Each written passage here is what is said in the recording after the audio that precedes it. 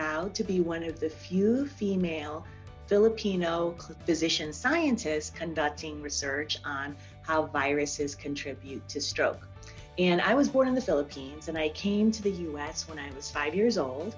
And of course, my parents wanted me to be a doctor and have a successful clinical practice and drive a Mercedes. But I took a slightly different path because I love basic research, and I incorporated research along with my clinical practice in my career, because I really believe that understanding the mechanisms underlying diseases will help us discover new diagnostics and therapeutics for these diseases. So I hope that my path can inspire other Asian Americans and Pacific Islanders to pursue their passions. And importantly, I hope to inspire women with families, because I have 2 kids, through my example, that this career as a physician scientist is possible through hard work and dedication. So I think, everything that we do is certainly not just, the work of ourselves. We certainly stand on the shoulders of giants, and there's a whole village behind us in everything that we do.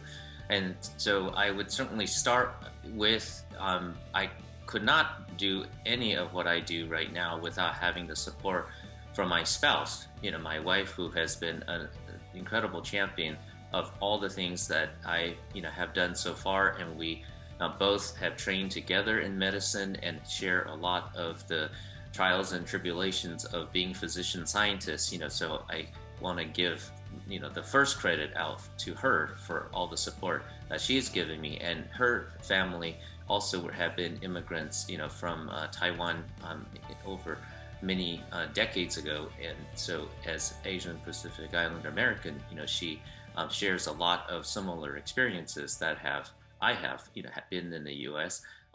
But beyond my wife, there are many of colleagues in the cardiovascular field and member of the AHA over the years. And certainly I count on some of my, close immediate colleague, people like Joe Wu, who has been very active, as everyone knows, in the AHA organization, as well as Ronli Lau, who had been previously the council chair for BCVS, and she certainly had been one of the biggest champion of my career from more than 10 years ago when I first met her while I was in Boston, and she was also there at the Brigham and Women's as well. So I think these 2 individuals certainly have some incredible influences on my career development over the years. So these, I think, have been the closest people, that have, supported me, who are, Asian Pacific Americans themselves.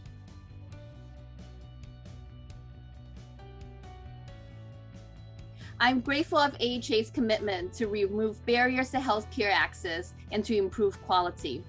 As an immigrant myself, learning English as a second language and navigating cultural barriers in my initial immigrant years, I know how important this is and how painful the struggle can be. Before medical school, I served as a volunteer medical interpreter, helping immigrant patients and families navigate care. These days, as I provide care in English as well as in my native tongues of Mandarin and Taiwanese, and have worked with professional organizations to develop educational handouts accessible to these populations, and have joined forces with the local community toward removing barriers and improving access to care locally.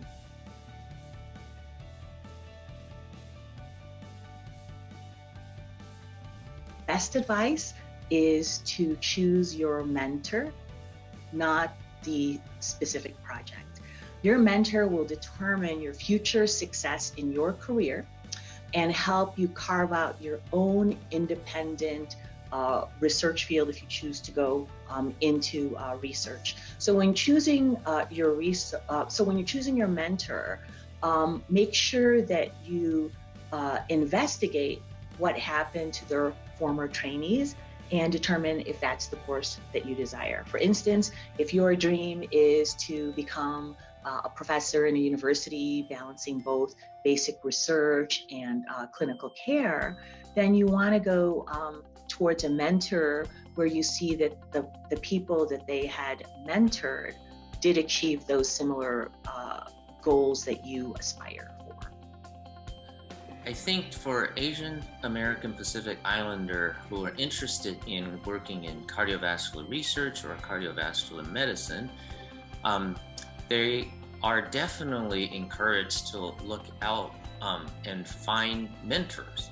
And we think having a great mentor is one of the most important things for them, to learn about the process of how to develop career and learn how to get into fields, that would provide the, greatest opportunity for them to, contribute to society and serve the mission of bringing, health to all. And I think the first thing for them would be to make sure that they have the right mentor, to be able to support that. And if an Asian Pacific Islander American individual finds, that another Asian Pacific Islander American would be somebody who they, would be more comfortable with, certainly, reaching out, to members of the AHA who are Asian Pacific Islander American would be one of the first ways for them, to identify potential mentors.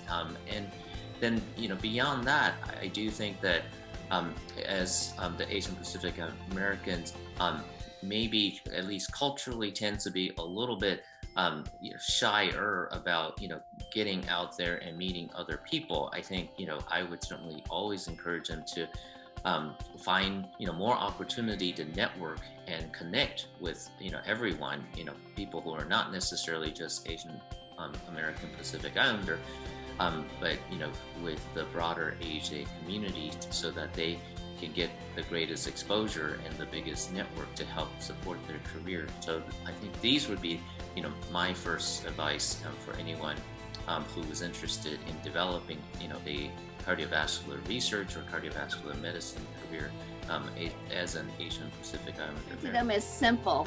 I am grateful of your interest. Join us. You can be part of this force to really make an impact.